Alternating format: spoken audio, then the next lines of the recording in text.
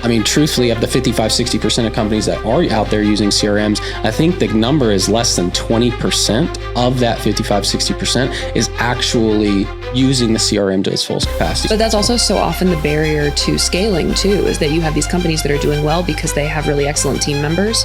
But when you do grow and you bring on more people, it's not realistic to assume that you're going to get those superstars for every single team member that you bring onto your business.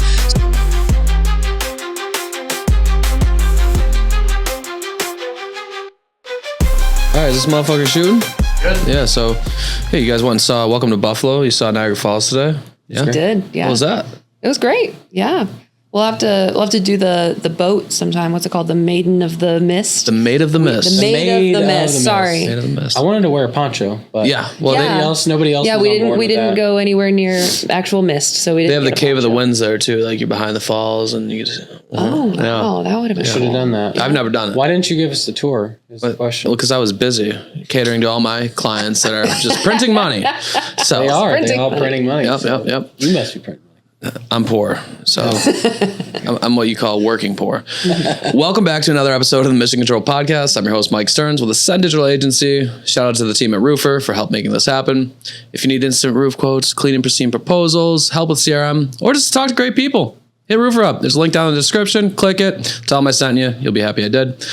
I've got Connor Rodich, and I've got Mikaela Freeman from Executive Partners. So what we're talking about operational efficiencies, financial efficiencies, things like that. Yep. I don't know. Sound like they might be important to a business. Could be. Why don't you tell me why these things are important? Who wants to go first?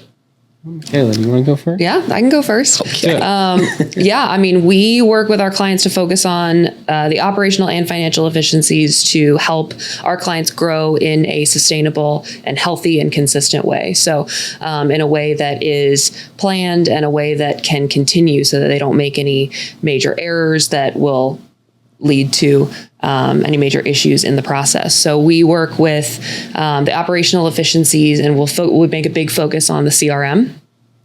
So we will work within their CRM, whether that be working within an existing JobNibus setup or to build out a new CRM for them, a new JobNibus setup for them that will streamline those operational efficiencies for them to make a focus on their workflows, visibility within their entire process from the lead intake to the sales process, the production process, and their accounts receivable to make sure that they can pull the reports they need so that they can grow and scale in the way that they are trying to.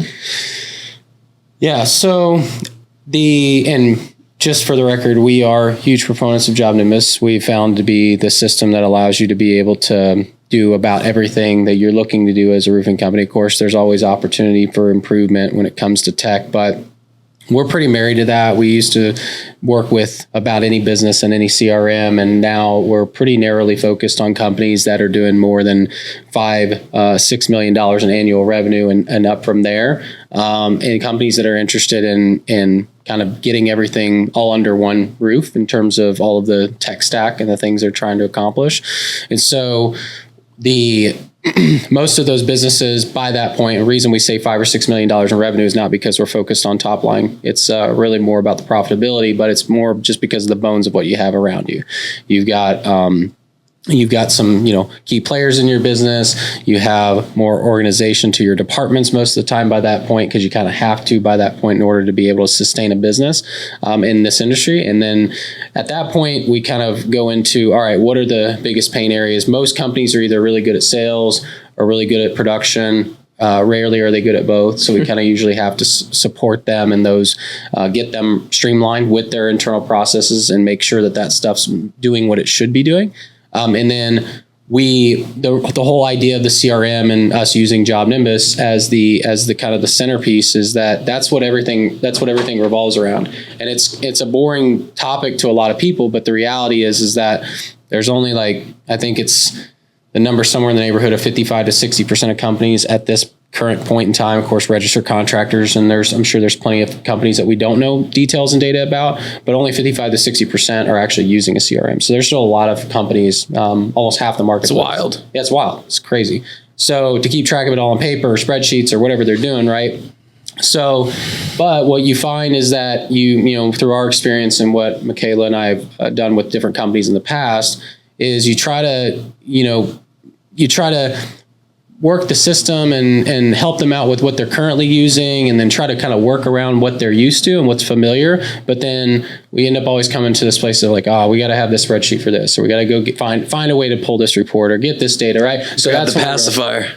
So we're like, okay, well, let's just get you into something that we know works. So that's when we started making the move to Job Nimbus and started getting everybody synchronized that way. And then at that point, the integrations and the other things that are available, like of course, there's a lot of other tools out there that you can use. A lot of people know those tools to our industry, but all of that just kind of feeds into the system. And then we, as Mikaela said a minute ago, we really start with the beginning. It's like, what's your customer journey? What's that look like? And then how does your business operate in, if you're like if you're a primarily residential based company that does both insurance and retail, well, those are two different workflows. So you have to kind of understand the difference of those.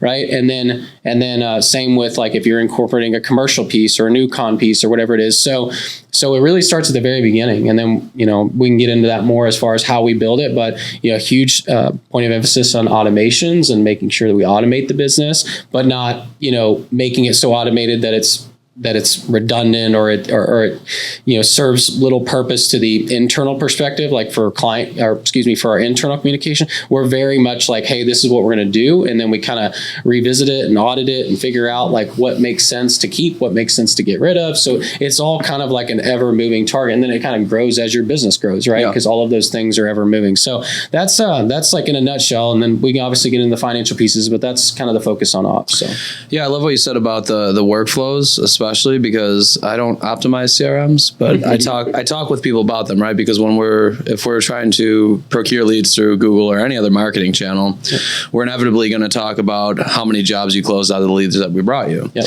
And what's typically going to happen is we didn't close 80% or 60% or whatever that number is. And it's like, okay, well, let's dig in and try to figure out why that didn't take place. Yep. And like, let's look at your customer journey, right?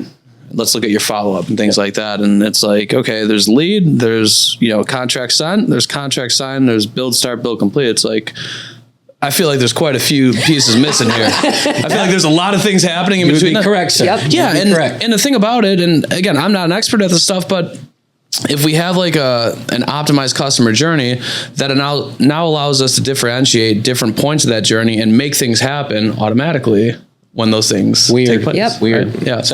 Yeah. So I know Mikaela, she works a lot on the automation side, so I'll let her share some things. Yeah. I mean, to your point, the starting point is that most companies are looking at that life cycle of a client, and they're looking at lead, prospect, approved, AR, and then closed, right? And there are so many more steps that go into that. So we start with identifying what that workflow looks like and what truly each step of the process is. And then once we've lined out that process so that when a job is going through that workflow, we can have the visibility into what is the next step. Yeah. Each job that's in this specific step of the workflow should have a clear goal and should have a clear next step. And so we'll break down those steps within the process. And then once we've done that, we can go into those automations. And once you've broken down your process into those steps, it's easy to say, okay, well, at this point, every time this person needs to do this task, this communication can go to the client, and we can start creating those automations so that client communication, employee task, tracking, making sure that leads aren't sitting in a specific stage for longer than they should,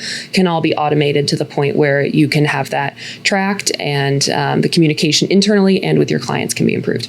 And there's always going to be anomalies. Like, I mean, we're all about the 95% rule, or some people call it the 80 rule, but like realistically, it's like more like 95 for our business, which is like 95% of the way, 95% of the time it's going to work out this way, right? Or even more most of the time. But it's mostly to just sit there and say, hey, every step, as Mikaela says, every step's got, a goal and the next step. And as long as you're kind of building the assembly line, right? Mm-hmm. We're building the Ford Motor Factory for roofing, is kind of like, not trying to coin that, but I'm just saying like, there's like this area serves this purpose and this purpose and this purpose. And so when you get it organized like that, and a lot of that comes back to, what do people do?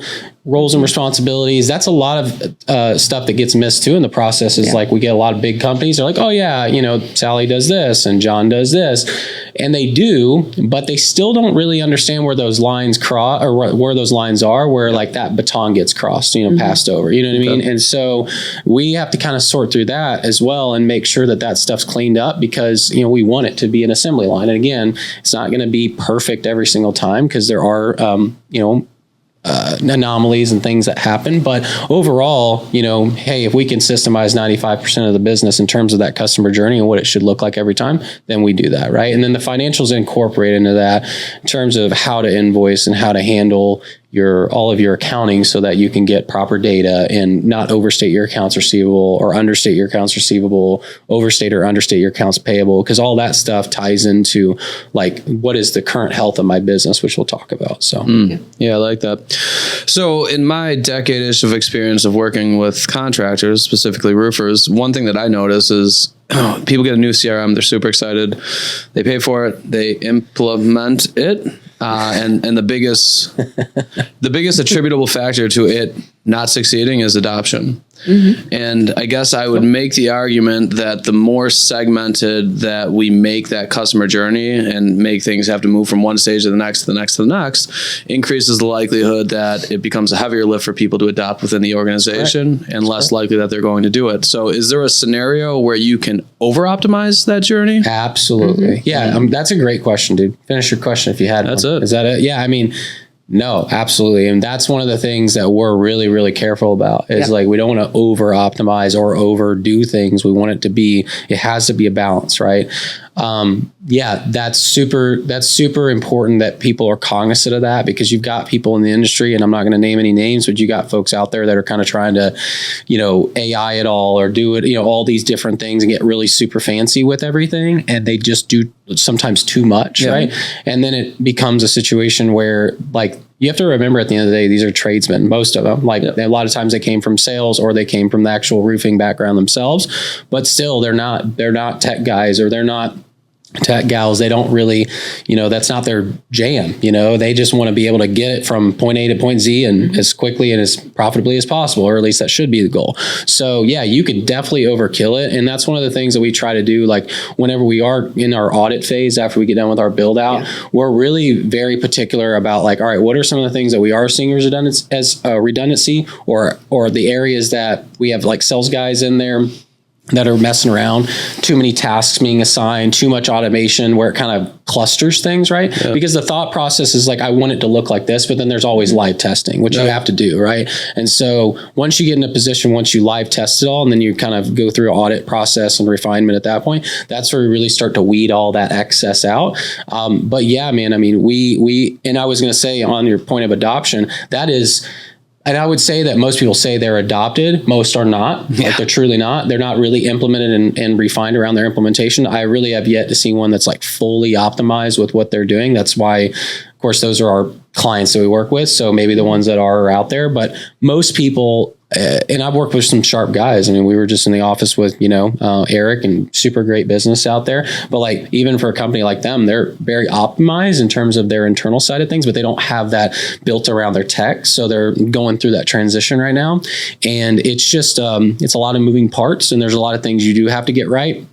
And the adoption of it is, truthfully, of the 55-60% of companies that are out there using CRMs, I think the number is less than 20% of that 55-60% is actually using the CRM to its fullest capacity, which in my opinion might even be a little bit overstated, because we have companies that are rocking, big numbers, posting big profits, doing all the things right, or at least on paper right. And then you go and you see what they're doing with their CRM, and you're like, bro, how are you even functioning? Wow. No, seriously. And there's a level of like amazement to it, or like, hey, salute you did a great job with this, but it's also how much potential, right? Imagine what this could have been. Imagine what this could be. And that's what we're in the process of doing with a lot of clients. But that's also so often the barrier to scaling too, is that you have these companies that are doing well because they have really excellent team members. But when you do grow and you bring on more people, it's not realistic to assume that you're going to get those superstars for every single team member that you bring onto your business. So creating a system wherein you can create really definable outline tasks, goals, et cetera, through that process, so that you can ensure that you have a simple, adoptable process for your team members. So one of the things that we'll do is we'll make it so that, we've got a lot of steps in here, but a lot of the system, it again will automate that the job can move through those steps of the system via completed tasks or via different notifications that come through the system, so that it is moving along based on those different triggers. So it's not all manual moves, right? And then to Connor's point, the adoption process, we spend typically 6 months going through this, a CRM build out, especially if we're migrating from another system. And we usually spend 4 of those months doing the actual build out. And then the rest of it is that training and is that adoption and is that implementation of it. Yeah. And the testing of it, the beta test, if you will, to make sure that what we've put down on paper and what we've built in this system is going to work for their company, because too much automation is different for each company. So we sit down with the team and we identify, hey, what do we believe is going to be the best for your processes and the best for your team, based on the team that you have and based on the processes that you want to build and based on your market and based on the different types of jobs that you produce. And then we train the team on it, do the migration, implement and work on that and see what is over automated, what can we add automations to improve different settings within the system and make sure that it's fine tuned for that company. Yeah, we've done automation sets 300-400 deep, yep, which sounds crazy. You're like, how many steps could you really, or how many automations you really have on a, residential roofing company, right? But it's possible when you compile the different workflows and who needs to receive what and what communication, production manager, project managers, you're this, you're that. I mean, permitting, whatever, like there's just all these little things. It's not all customer facing. Obviously, most of it's not. Most of it is not. Most of it is internally just making you more efficient. But we have some that are like, oh, I'm good with my 50 or I'm good with my 100. That's fine too. It's just more about, again, it's like every business is different. And that's the other reason why this whole idea of just cookie cutter, or blueprint, hey, this is your CRM and then just go use it. It doesn't work like that, especially if you're a company that's out there, and I'm not trying to dog anybody out there, but if you're I would say north of that $5-6 million mark, maybe even a little bit before that, and you're trying to work off of something that's been cookie cutter coming from, any of the top ones, whether that's AccuLynx or Progress or HubSpot or Roofer or any of the, RoofLink, all the ones that are out there, Job Nimbus, you need to really think about what you're building and how that's going to, or what you're trying to create with your business and what that's going to look like in building your back end, your back office and the way that you function. And so it's always going to require you to be customized in some level. You can't just roll out the box. Every business is different. Every market's different. So that's why we have a very personalized touch with that. And it's not because I'm trying to plug it. It's just because it has to be that way. We found that is it took us iterations. It took me iterations of being in the business of consulting in the last 4 years or so to kind of find that I went from coaching to doing done with you consulting to a degree to done for you, which is kind of where we're at now. And obviously it's done with the client. We train them. We give them all the tools and all the things whenever we're helping them get to where they're implementing it themselves, right? Because we can't be there doing it, but we kind of gotten to this point because it needs to be that refined, and they just don't put the time to it, or they'll pay someone to do it, and they, kind of here's your product, here's what you got, and it's there's not really a lot of there's not really a lot of curating that happens to make it for them. You know what I mean? If that makes sense. So. Yeah. So if I'm doing $6 million in revenue as a roofing company, what are the most obvious things that there needs to be an intervention and I need to be more efficient? You want to take that or you want me to? Yeah. So, the first thing that we start on is always roles and responsibilities. Because again, going back to that, so often, I don't think we've ever gone into a company where they have really dialed in on every single role. What is their list of responsibilities and where are the lines between those roles in their company? And so we start with all of our companies doing a roles and responsibilities exercise where we go through and make sure there are very clear written responsibilities for each member of their team so that we can have that clearly defined. And so there's no gray area, because so often what happens is that we'll have this particular task or this particular responsibility, and it'll be oh, well, sometimes I do that and sometimes Sherry does that, or sometimes I do that. And, we kind of do it together, and it's we're all for team players, right? We want everybody on our team to be team players, but somewhere has got to be where the buck stops. And so we start with that roles and responsibilities topic so that we can make sure that as we roll through, we can say, no, this has got to go to this person. This has got to be handled by this person. Then, yeah, I mean, then the next few things, I mean, I would say, because you asked the question The of like, pass offs. yeah, well, yeah, I mean, pass offs are huge. So like pass offs department to department. So when you're talking about on your end, which is mostly that marketing to sales convert, right? Which is like, how do I make sure I'm tracking my leads right? How do I make sure I know where the money, like where I should be putting my money, all those types of things. Well, a lot of that's through that pass off of marketing to sales. Like as that lead intake comes in, qualifying it the right way, making sure that we, you know, are getting the information necessary to be able to go and have a high close rate with that, or and then kind of tying into obviously the sales process we have. But, you know, the biggest one being sales to production, right? When something gets passed off, like those things break down nonstop. You know, when you're like, hey, how do I can't tell you how many times we built like turn-in sheets or like how to be able to streamline the process between getting something sold and then getting it to where it's produced and actually passing that on. Because a lot of companies still do like the cradle to grave model. They'll have the sales handle the project management and handle collecting the checks and all that stuff. Which is not our way of doing business. We think that sales should be doing sales and production should be producing and billing should be doing billing. But yeah, I mean, that's another huge thing that we run into a lot is like, we're, you know, that size of company, they struggle to go to the next level. They get out of that gray zone, as we were talking about earlier, and that 5 to 8, you know, tweener kind of, you know, weird place where you're not like crazy profitable, but you're also like not really, you know, you're kind of in that place where you can't really just like beef up your whole organization to have a crap ton of people. Like you got to kind of use what you got and make it work and then figure out how to go from there. But yeah, is making sure that we can get that piece streamlined, because the quicker you can get something from sold to produced and get that right, then your other problems result with the collection side and tracking the finances. And that's where things can be a lot more, I want to say it's easier to do that, but it's a lot more, it's something that we can have a lot more impact on, because it's a matter of like just setting a system, following it, making sure we're tracking the right KPIs, making sure we're following the right information that's coming to us financially. And then we can make tweaks, right? Whether that's like sending out automated notices for like, you know, notice of intent to liens or whatever, just like things that like a lot of people don't have in their system, where it's like getting people to pay their bills, making sure that we tighten up that side of things, right? But the biggest thing is going to be definitely that sales to production pass off. We talk about that. And then what you said, like, what are the $5 to $6 million companies? Like, you know, what are the biggest issues? That was kind of your question though. Yeah. What makes it the most obvious? Yeah. The most options, those two. And the other thing I was going to say is, which we talked about this in the other podcast a little while ago, but it's like accountability, dude. Like they just don't, like that ties into roles of responsibility, but it's just like just being accountable for like doing this. Like if I could have like any clear cut, just like answer for like, what could you do better at your $5 and $6 million company that you were probably able to get away with at your $1 to $3 million business, but won't be able to get away with up here, is accountability. Yeah. Because you can get away with it for a certain period of time, but once you start like not being accountable for yourself and letting people do dumb shit in your organization or whatever the case is, then it spirals. It just doesn't work.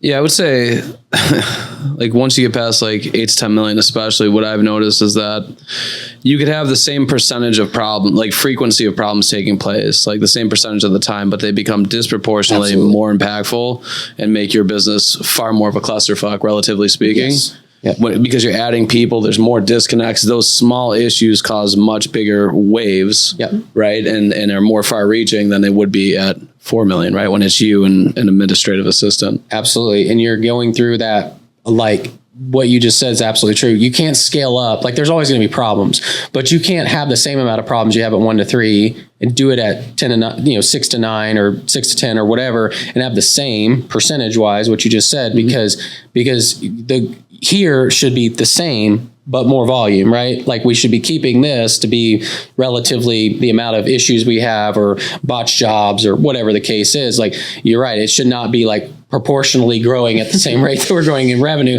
because that would be problems. And it happens all the time. That's problematic for tons of companies. That's why you see a bunch of them that hit the top and then go right back down, because their whole team falls out. They have sub issues. They don't pay their bills. I mean, there's a myriad of things that happen at that point. But yeah, it's tons of stuff like that. Yeah. What do you guys do in like working through that customer life cycle and that journey? What do you guys do as far as creating a better experience for the customer? How do you achieve that? Yeah. By way, a lot of it's the product we're delivering, right? Like, I mean, all of this is kind of accumulation of like automations, workflow optimization, that's all this stuff. It should, the end goal is that that's what delivers the better product, right? That's what we're trying to do. So, I mean, in terms of like what we literally do to make that happen, I mean, when you talk about on the marketing side, there's a lot of things that we can do to pull that information out, run drip campaigns, do promotions, run, gifting campaigns, different things like that. Just kind of continue to nurture our audience and make sure that, the prospects and customers are both, feeling our market presence, know our brand, things like that. But then, communication, I guess that would be the fourth thing that we should add to that, roles and responsibilities, the pass off side of things, and then accountability. But really the fourth thing is communication, dude. The number one thing that I think we get outside of optimizing our workflows and all these other things, every single company that I think I've ever worked with, which has been over 140 businesses in the last 4 years, has been we lapse somewhere in our communication, whether it be internal or external, but most of the time it's both, and more times than not it's external. If it's like, oh, we're really good internally, you definitely will see something externally that they still have, and that's what those our whole process is hard to really put it, into. I mean, automation's one of those things where it's okay, well, yeah, automations, we know what that is.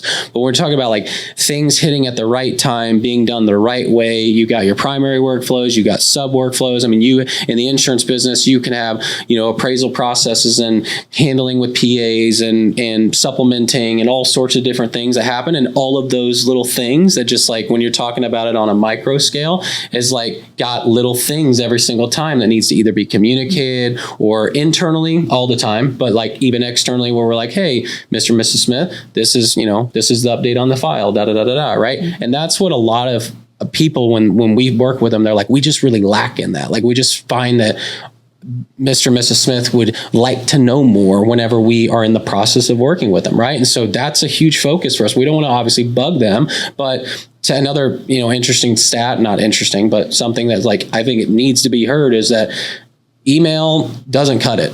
You got to find a way to text people. That's just how we work these days. And so one of the percentages that Job Nimbus gave us through a study they did, they said that there was of their own internal campaigns that were ran, they said that they had a 89% open response rate to their text, and it was only 23% for their email. Which is an open or response?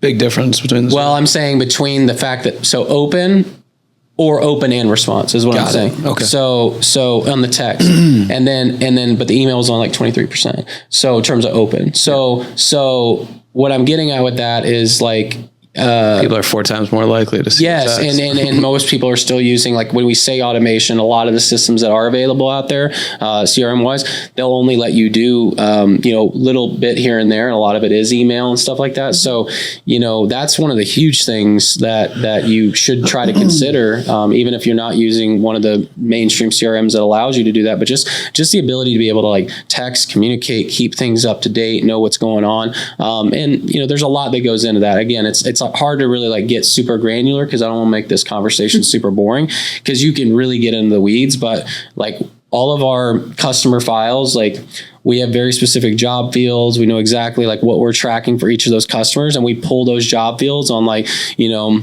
I don't know if you can give some examples. I'm kind of running blank here, but basically just different items that are underneath a customer that would be important to know, whether that be the product we're installing or the color schemes or whatever the case is, right? That's they can put all that information in, and you can pull a lot of that information to then send out the customer hey, we're just confirming we're going to be using this product or this, whatever. Just another way of being able to be a little bit more personal, and then that's some of the stuff that's it is boring, but it really makes a difference on your customer end.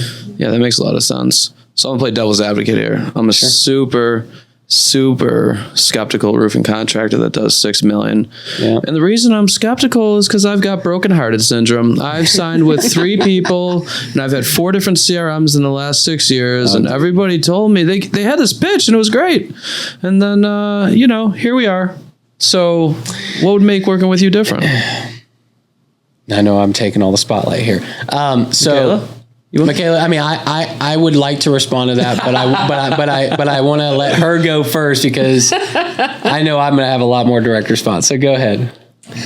I mean, I think I think the biggest difference is that we're going to come at this not just from a technology perspective, but also from a perspective of having run roofing companies. And so really understanding what goes into each role. Like we've both sold roofs, we've both door knocked, we've both ordered the material, we've both run, we've done each step of the process. And in high volume, exactly. And so we understand what goes into the actual roles and responsibilities that we are discussing with these clients. And then we also understand the technology that we're working with. And so we can come at it from both angles.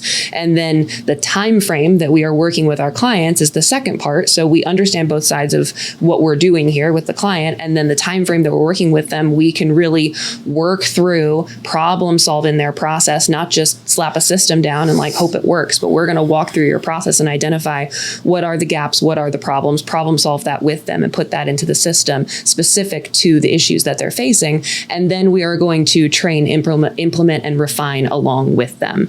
So I would say that would be the biggest difference, because that's something that we are doing really uniquely in the industry. All right, Mike. You're my $6 million contract. About to sell you, boy. Now, here's the thing. And she hit it. It's a scam. That's fine, brother. I love that. It's like what they say about marketing is it's just a scam. Give me all your objections. I'll close you, just like I do all of them. So here's the deal. Here, at the end of the day, that we are, as Mikaela said, multifaceted in the way that we approach it. We're not just going to build you something and toss it over. Like we are literally going in there hand in hand with you, right? I know a lot of the other folks that are out there that are doing builds, and I know the way that they kind of go about it is all the cool and sexy and shiny things. And the reality of it is that that's not what you need. You do, in some cases, need that for companies that are very, very sophisticated. But even the companies that are doing 20, 30, 40 plus million, which has been kind of the top of what we worked with, right? I haven't worked with any $100 million roofing companies or 65, whatever. I mean, it's been, up to around the 40 range, but they all just need the system that works for them. And so when you talk about the way in which we go about doing that, we're going to start with the build out. Like, well, actually, before we even do that, I'm going to do an effective discovery to make sure that like it makes sense that you would work with us, because some people, it just doesn't. Like, I'll get on calls sometimes, and not to be corny, because I know it's like, oh, it's sales calls, whatever. But like, truthfully, like whether it's you just don't have enough people right now, or you don't have enough revenue right now to really make it make sense money wise, because like we're not a cheap service, right? I'm sure it's the same type of thing in marketing, but like it has to make sense to begin with. And a lot of that too is also like, I need to get into the psychology of knowing like if you're really bought into doing this, because a lot of times they just want to throw money at it and like have it be a delivered product, but they're not really committed to it, right? Ooh, burn, right? No, but I mean, it's true. And so that's a huge thing. Like, and I don't charge my own, my little consulting fee quite yet, but like, why not? Mr. Mike Stearns, but I really link in the description. I take that really seriously to figure out if it's a good fit for that. Right. Once you get past that, and obviously the sale's done, then it's all education to start. We're really trying to make sure you understand the system, because it is like I say this all the time, and, I'm saying this to you now as my prospect. I don't want to catch the fish for you. I need to teach you how to catch your own fish. And I'm a little bit more vulgar. I'm not going to say it on a podcast, but I'm like, I want you to cast your MF net in that water and get you some trout when you need it, or get you I don't want to be that guy. Right. And so whenever we are in the beginning of it, it's like, it's all education, it's all build out, it's all making sure you understand the system as we're building out with you, right?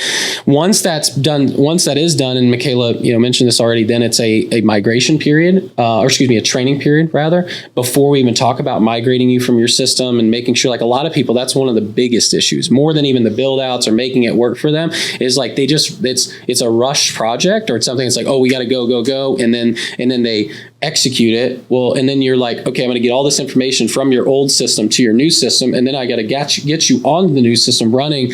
And then there becomes a real big disconnect there, because you get people, a lot of company owners that are like, I don't know how to use the system. and then the salespeople damn sure are not going to know how to use the system. And then the people internally are confused. So then they go between two systems for, a month or 2 months, and then it's a train wreck. Like, no, like that's not how this works. Right. So it's very methodically done in the way that we approach it. And then I think really like the last thing, just to like kind of, lay it down thick, is like, I think that if you're wanting to get a system that will allow you to be able to, for our case with working with job notes, to be able to be simplistic, but yet still be able to accomplish everything you're wanting to accomplish without having to go into open ends like Zohos or HubSpots or Salesforces or all these different things that offer a lot of customizing capabilities, right? But they're not built for our industry, really. They're more like you could make it work for whatever, right? Marketing agency. There you go. It's simple, but it can become sophisticated. It can be multifaceted, and so that's like whenever we're pitching it, that's how I'm pitching. It's like not only are we walking you through this, but I can make it both simple to use and simple to understand, and get the reports you're wanting to get and all the different things that you're interested in most of the time as an entrepreneur, but also be able to make it do more things for you than what you're currently doing with all these other integrations, automations, template sets, all sorts of different things that are like a lot more. You just have a lot more capabilities than most systems. We can make the system meet you where you're at with the complexity of your processes. Yeah, but it really it's still user friendly. Yeah, and it really is still user friendly. And I think more than anything, it's one of those things where like, it really does come down to the entrepreneur. I'm really big on like the entrepreneur leading the way. Like I need you. I'm not saying you have to be the one. Like Eric hasn't been on all the calls, but like Eric, been working with him, Eric Reno. And like the thing is like, I know that he's bought in though. We've had a lot of conversations about it, and like Tyler's leading the charge, which is fine. We usually designate like 1-2 people are really going to be championing the project. Right. But like I have to work through that entrepreneur because I got to make sure he's bought in. I can't just be like a quick fix solution. Can't just throw money at it. Like it's really got to be something that they're like, they have made the decision. They are moving. You know what I mean? Because if you don't, it just doesn't work. All right. I'll think about it. All right, you want me to drop the closes on you? Well, here's the deal, man. We got 30 day, money back guarantee. And here's the deal. At the end of the day, best case, worst case. Let's talk about it. What's the best case for you? The best case is you get exactly what you want. I'm just messing with you. This guy. I'll go into close right now. I mean, I'm not afraid. Let's do it. Oh. So regardless of, let's say somebody in the audience is deciding, they're going to move forward, whether it's with you, whether it's somebody else, and they're building out a CRM, like knowing that adoption is such a, I guess, pervasive issue when building out a CRM in order for it to be able to function to its fullest capacity. Because that's been my experience as well. I see people all the time, like I pay $1,200 for my CRM and they don't do a fucking thing with it. They don't know how to run a report. I'm like, where are your leads coming from? What percentage of your leads came from this marketing channel? What's your closing percentage for this sales rep? They're like, I have no idea. It's like, okay, well, you're paying $250,000 for a Lambo Urus and you haven't broken 30 miles an hour. Why don't you just buy a fucking Honda Accord? You would have saved yourself $200,000. So good analogy, Mike. I love these analogies from you, bro. Man, I'm just a man of the people trying to do his best. That's all. So knowing that, what are some things, like what are pieces of advice that, Mikaela, let's say that you would give to somebody who's in that situation, who's getting ready to move on a project like this to try to make it to where their team's excited about adopting this? Goodness. I mean, with that move, I would say, obviously at that point, you've identified this change in your company because it's going to make the lives of your team members and then the experience of your clients better. So, I mean, having that entrepreneur, like Connor was saying, be the culture leader and be the driving force behind that change, and really make sure that your team is on board with the vision that you're casting for why we're making this change. And then once you have, gotten everybody on board conceptually and you're making that move and you're doing the training and you're implementing the CRM, then it's going to come down to consistency, training, and accountability. And so at that point, it's going to be making sure that you have clear expectations, clear KPIs, which is another thing that we make a big focus on, key performance indicators. So you can make sure that each team member within the system understands, what is my responsibility within this system? What am I expected to perform within this system? And then having consistency, so regular meetings and regular trainings with your team to make sure that everything is being implemented correctly, that they're using the system correctly, that they're using all the facets of the system correctly, that any questions are being answered, and we're not just fumbling through and finding our way, because that's going to be the number one way that you fall off of your processes, is when you don't have that consistency, you're not meeting with your team, you're not holding your team accountable for the way that you have lined this out, and then they start creating their own workarounds workarounds and start figuring out how they can do this easier, because they don't have that clear, consistent presence from you to make sure that we're staying on track with this implementation. So if I'm hearing you correctly, what you're telling me is, as the owner, I meet with my team and I say, do it because I said so one time. Exactly. And expect everything's going to work. It always works like that. Okay. And you only have to tell them once. Yeah, shout it from the mountaintop and then go to on a beach vacation. So that's obviously we're being a bit facetious here. So the idea of most entrepreneurs, or the mindset they have, I guess, is that that's the truth, right? Mm-hmm. They just really don't get it. And I don't know why. I think maybe it's because I worked from the bottom in a corporate America position and worked into, leadership and like have an understanding of just like working with other colleagues and knowing like, hey, I could tell them 5 times, they're still going to ask me a 6 or 7. But yeah, that's the only thing I was going to say to add to this is like training. Like if you don't make it a point every single week to be like in the sales meetings, especially when we're through a migration, like going through a migration period, that usually will last, a month, couple months of like the actual training, getting you locked in, getting you implemented, and even continuing after that, because you're always going to be kind of refining things. But like most of these companies, when they adopt or they go this route and they're like, hey, I want to get excited about it. And they do get excited. They get excited about all the capabilities and they get sold on this big dream from whoever sold it to them. Me, I'm selling them on the dream, but I have a responsibility to you. Yeah. Yeah. So no, but once they're done and the sale is done, then they get excited. And I don't think there's really ever an issue with that. I think it has everything to do with just like, it is once they are through this period and we get them where they're set, dude, there's so many companies that they use sales meetings to be like, what's your pipeline look like? Or like, ooh, ha, ha, ha, let's roll, let's rock, let's get it going. And that's not what that's for. Like you should be constantly investing in human capital. You constantly be training your team, constantly be working on something that can help them get better. And in that time period, the biggest success rate of when we see companies, all of our companies, we're like pretty much forcing them to be successful because we're so involved. But the ones that do the best, they are constantly taking that training initiative in their meetings with their production teams, their sales teams, and their marketing teams, or however large they are, right? Their billing staff, back office, supplementers, like it's like they are really doing a good job of constantly pushing on that training component and making sure that they're not doing the workarounds and not doing all those things. I like that. Mikaela, tell me how having like a well-built and optimized CRM in its totality can help make me more money with my marketing. With your marketing? Yeah. And my advertising. Is that possible? Absolutely.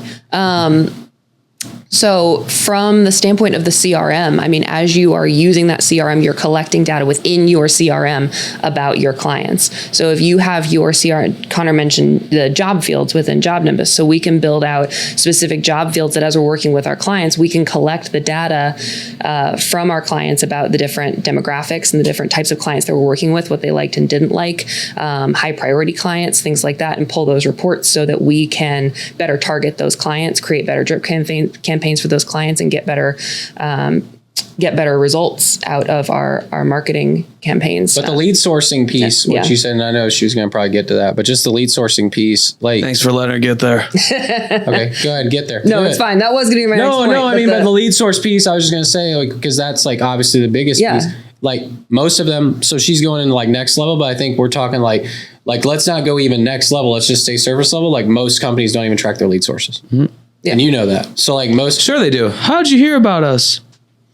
Yeah, but yeah, exactly. But they don't. But then it's like, okay, they write it down or they put it in. Yeah, but what do they do with it? It still gets into the CRM as unknown. What's the data or that? Yeah. Right. That's our favorite. It goes what's worse, having no data or having inaccurate data? It's equally the same. Yeah. Equally the same. Because you don't have data either way. I think the only thing that I ask people to do, let me retract that statement. They're equally the same if you're going into having bad data, thinking that you have good data. Like, so what I mean by that is if you're like not tracking, it's like, great, you're not tracking. There's nothing for us to look at. But if you are tracking and you're thinking it's the right data, it's the wrong data, that's also equally bad, is what I'm saying, right? But if you're the company that's working to get, because that's how we start. I'd argue that'd be worse. It could be. Okay. And that's fine. You can say it's worse. But the reason I don't say it's worse is in the context of a lot of our companies, when we first start with them, we have to say, start somewhere. Start. Mm-hmm. Yeah. And so what we're doing is we're starting with getting the information and gathering the data so that over usually a 6-month period for marketing purposes, 3 to 6 months at least, that the information starts to be curated enough and starts getting to being accurate enough to where we can actually do something with it, right? So, because there's never going to be a point. I think the number one thing that comes up when we talk KPIs all the time is, whether that's marketing or sales or whatever, but obviously we're on the topic of marketing, is it's like, where do I start? It's like, start now. Like, well, how do I start? What would be the first thing to do? What you just said, like, where did you hear about us? Or where did you, like, start somewhere, figure it out, right? Like, let's start figuring that process out. And then once you start figuring that out, documenting it correctly, and then like when she, I was going to let her share all this, but like the report side, right? And you can get into that if you want to about the Job Nimbus stuff, but like, that's huge. Like, what am I going to do with the information I have? And then, because it's not even so much about gathering the data as it is what to do with the data once I have it and once it's correct data, right? And then in the financial side of things, that ties in that way as well. It's the marketing, financials, both of them have kind of these, in our industry at least, it's like, because most companies know their sales numbers is what I'm saying. Most companies are like, I mean, they don't know their close rates, but they're like, I put this much number on the board is what I'm saying, right? But when you talk about like marketing or billing or efficiency of like job efficiency, which is more of a, QC term for the production side, like all of those other departments, that's where things are just like, it's like, start somewhere, right? Start the process. So what were you going to say though about, did you have anything more to add about the lead source stuff? Yeah, I mean, with lead sources, so lead sources going into reports. So, every CRM has its version of tracking your lead sources, but when we can really break down very specifically what all of your lead source types are, and then again with process and accountability, making sure that we are tracking that lead source, we can then pull reports based on, how many lead sources I'm getting from each area, geographically, what my closing percentages are by lead source, and then I can fund more of my money to the areas that we have better close rates for those lead sources. And use it in that way. That's all stuff you were mentioning a minute ago, right? I mean, the close rates, like when you're asking people that, it's like, I mean, at the end of the day, Mike, and I'm not saying this like, this is probably more of an off-camera thing to say, but I'll say like most guys, they like, you ask them all you want, but they don't know. They like really don't know. And that's the thing that's unfortunate is like, even a company that looks great on paper, because I see a lot of good, like on paper, they look good money wise. I'm saying they look good. I was like, wow, you're printing money and you're doing things and you have a healthy culture and like the things like look good. Right. But then it's like, where am I putting my money and where am I spending and where am I, whatever. It doesn't even necessarily have to be marketing. I'm just saying all of it. And it's like, I don't really know, I trust my marketing guy with that or whatever. And, that's good, I guess, that they're investing in that way, but they still, a lot of them times they don't know their numbers like that, So gotta know your numbers. Oh, that's a whole other topic. Let's touch on the like running from a finance perspective, like what you guys do to help. Just help. Just help these people. Just help. Yeah, lend a hand. I just want to know how you help them become more profitable. Yeah. Well, all of this ties into helping you be more profitable because the less bodies that you have to have inside your business that, are. This is exactly what that other guy that pitched me the CRM told me.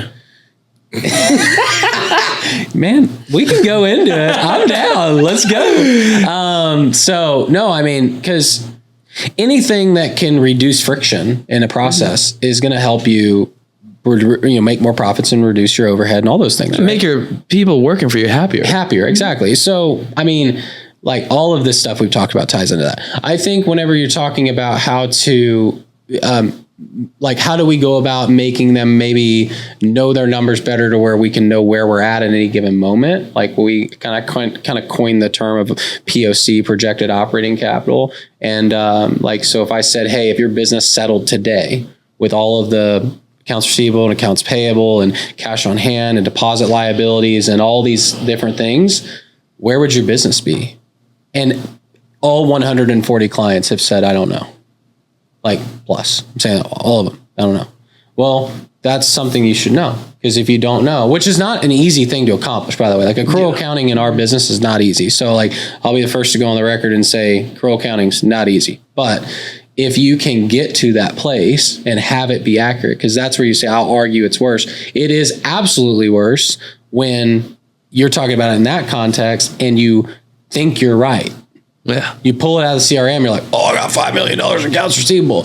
Well, what they don't tell you is that if you open an invoice a certain way and you start applying payments to that and you haven't even built that job yet and you're a high volume roofing company, then you're just going to show up in accounts receivable something you haven't even incurred as earned yet, right? Like you haven't even built that job yet. So like those simple things that like people just don't even think about, and they're like, where's my money? And it's like, well, you probably have jobs that are showing to be open AR that's not actually AR. And that's like one of the biggest issues that we have in our industry just to start is like, oh yeah, well, you know, where's my money? I'm showing 3-4 million inside of AccuLinks, or it doesn't matter what CRM, it can be Job Nimbus, whatever. I mean, they're all kind of the same in terms of, not in terms of the ability to be able to have efficiency with it, but you could do the same thing. Sure. Like you could just put in your full invoice and start putting payments against it, things like that. But they do all these things and then they're like, where's my money at? And then I'm like, okay, do you understand the principle and the concept of deposit liabilities? Because if you collect a deposit from a customer and you have not done anything with that,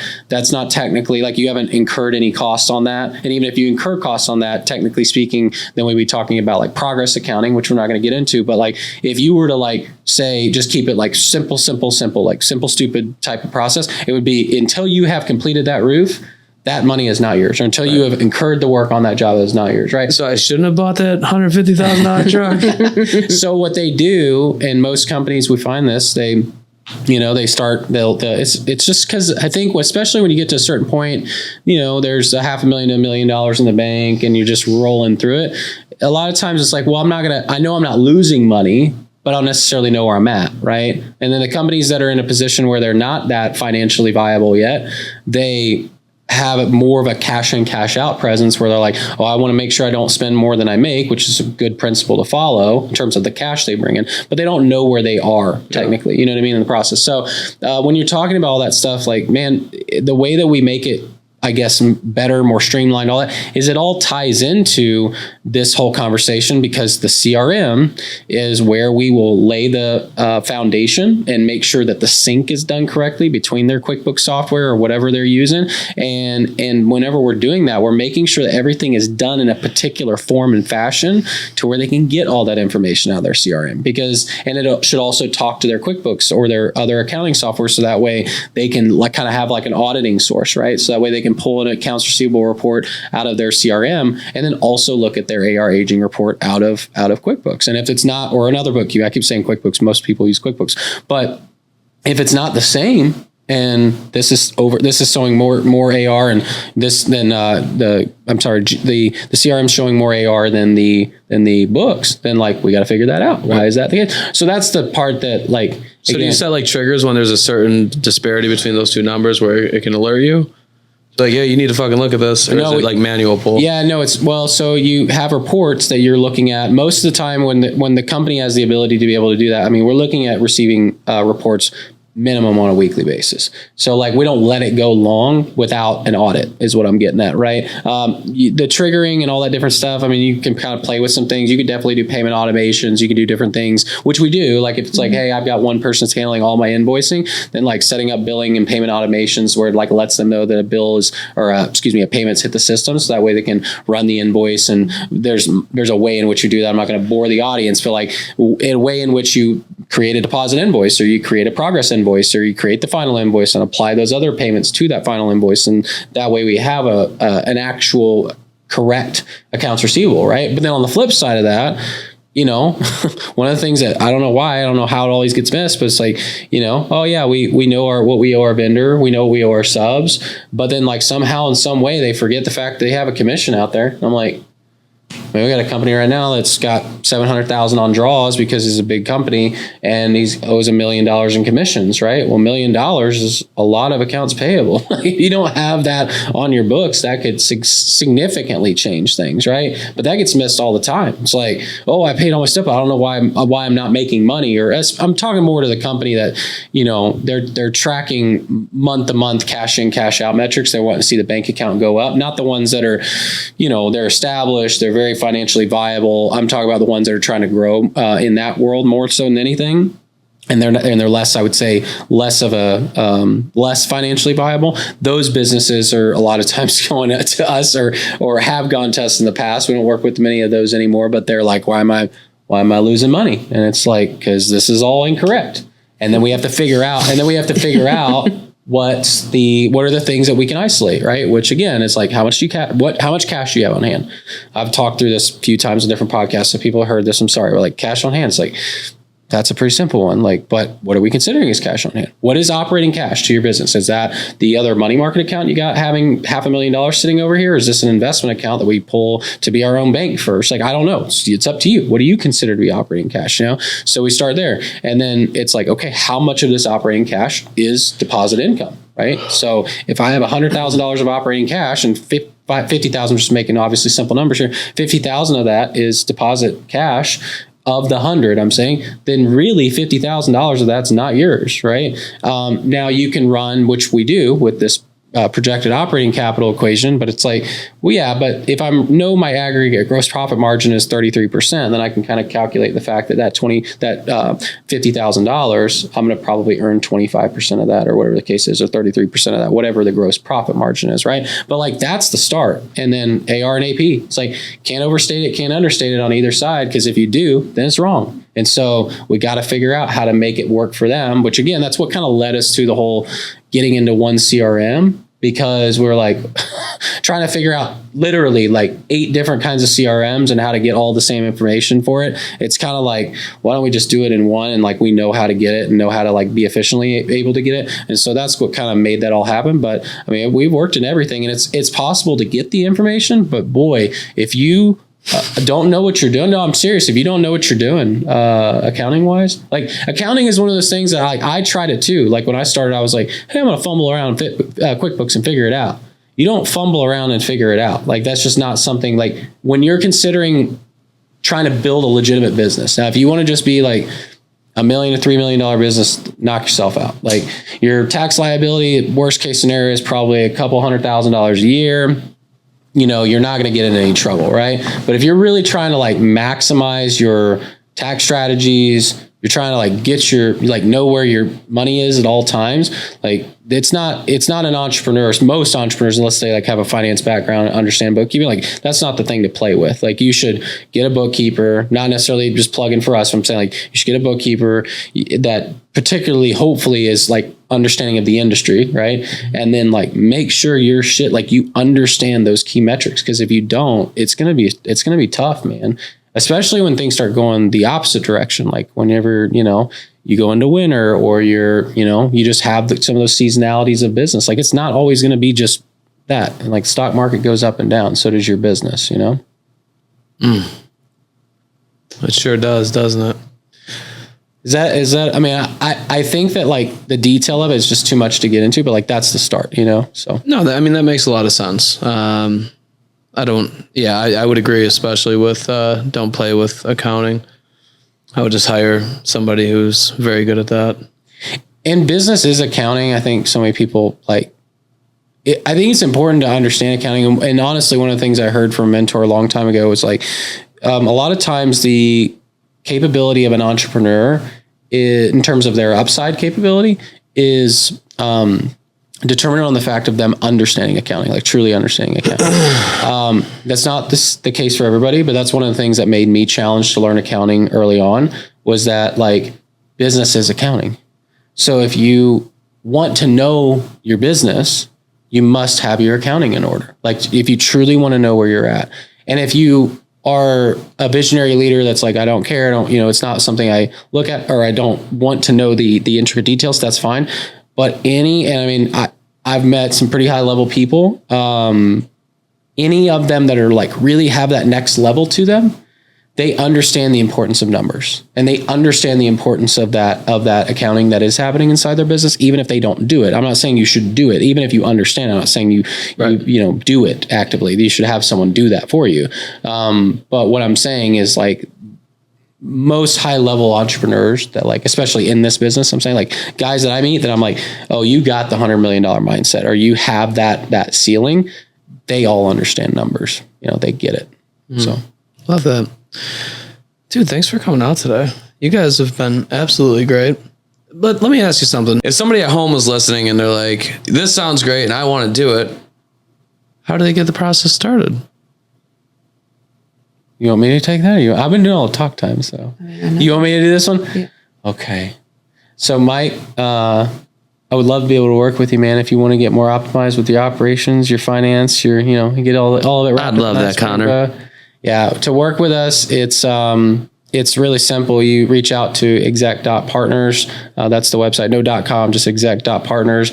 We got some booking links there. We actually have different offers. So I didn't really go through that. We don't have to go through the whole offer suite, but we kind of have a variety of different ways to be able to serve you and work with you. The CRM optimization is kind of our flagship program. It's called the systems program. We do have a partnership program and some stuff that we are going down the path of with some private equity backed opportunities, and we have connections in that space. We're also working to start up our own platform, so that's kind of exciting stuff. And that's a different level of focus and a different level of intensity to get you to the point of selling your business, because a lot of people are interested in doing that. And then the mentorship is the kind of our bottom tier program, but that's just more of like, hey, if you want templates and some of the guidance, right? Mentorship to help you get rolling before you're kind of like more in our ideal client, size of business and all the different things I talked about earlier, the attributes, then that's an option too. But yeah, booking a call, schedule an appointment, getting into the weeds and what your business looks like and figuring that out. That's where we start, and then we kind of take the ball from there and figure out what makes the most sense for you in terms of your budget and your this and that, all the different things. So. All the good stuff. All the good stuff. Exec.partners, folks. Exec.partners. Connor, Mikaela, thank you so much for coming by.